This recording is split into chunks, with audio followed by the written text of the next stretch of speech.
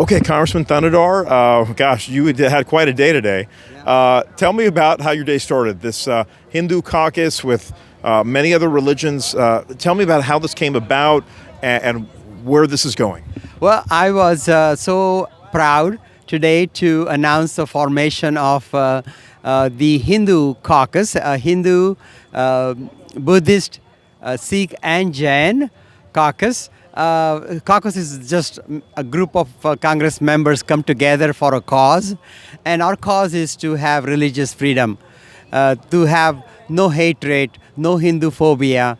Anytime there is a attack on Hinduism, we want to fight back.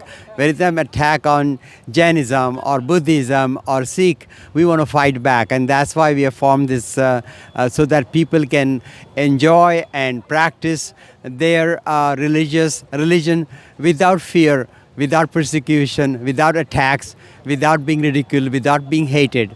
And that's the purpose. So that's what we did this. And you know, the exciting thing was when I announced the caucus, within a day, 26 members of Congress became members of my caucus.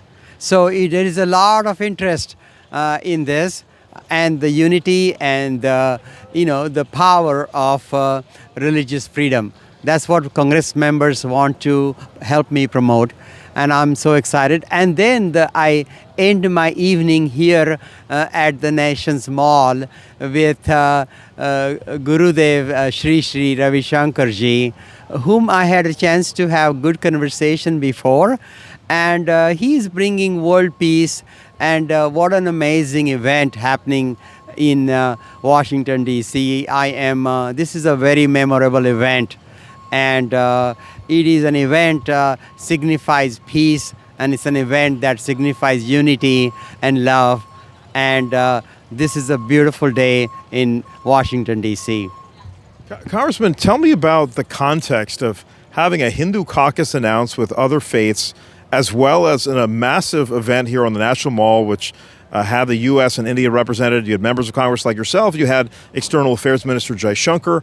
And then, of course, External Affairs Minister Shankar is going to be here in Washington for a few days. What does this mean? How does this make you feel as someone that has seen this U.S.-India relationship develop? Well, India has got a much bigger prominence now in the world. India was able to do a very successful G20. India's leadership achieved so much with G20. And this signifies India, the Indian culture, Indian thoughts, Indian thought process has now arrived. India has arrived. This is what it means to me. And the world has now recognized the power India has. And it is very, very important that United States and India form a strong relationship, not just for the people of India, not just for the people of America, but for the people of the world. A stronger India-United States relationship will bring world peace and, make the Indo-Pacific much more stable and peaceful. And these two great countries, the biggest democracy, the oldest democracy, needs to come together and be true friends. And Congressman, have you gotten any pushback for leading this initiative? Because obviously Hinduism, Sikhism, Jainism, Buddhism aren't religions that get a lot of hype in this country, right? And this has been largely a Christian nation. So how have you been able to put together a coalition knowing full well that you might get some pushback? Well, we are starting to see a lot of Hindu phobia. We are starting to see a lot of Hindu hate. And if we don't stand up, Hindu religion is a peaceful religion. It's a somewhat passive religion. But sometimes passive or being peaceful or being, quiet may be seen as a weakness, a sign of weakness. But it should not be. And I have seen, others have seen attacks on Hinduism. Look at what happened in Seattle.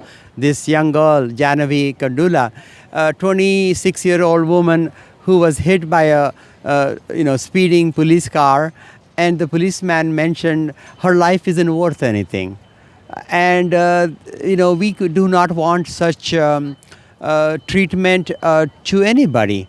And when it is directed towards Hinduism or a person of faith, we need to be able to protect and fight back. And that's what my caucus will do.